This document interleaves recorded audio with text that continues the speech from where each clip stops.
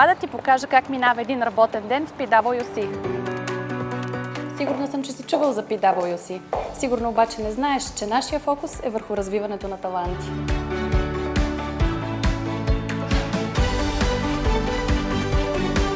Забравих да се представя. Аз съм Сирин и съм един от менторите в програмата ни Workforce of the Future.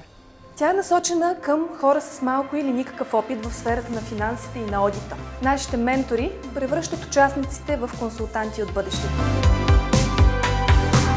Всеки е разбрал за програмата ни по различен начин. С Теди, например, се запознахме по време на квиз. Аз съм Теодора. Записах се в програмата в момент, когато търсех къде да надградя уменията си и да разгърна потенциала си. В момента работя в една от най-големите одиторски компании в България и съм още по-уверена в знанията си. Аз съм Радина, завършила съм бакалавър история в Лондон и магистър менеджмент и финанси в Мадрид.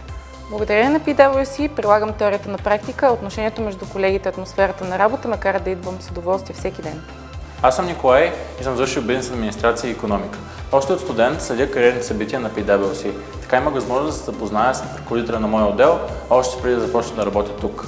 Така разбрах, че това е мястото за мен. Харесва ми да общувам с хората и работата тук е страхотна възможност за мен. Имам достъп и до различни бизнес сфери.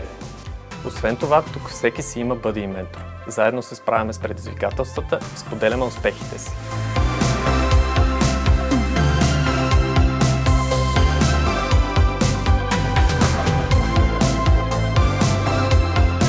Ясно е, в PwC действаме като един отбор.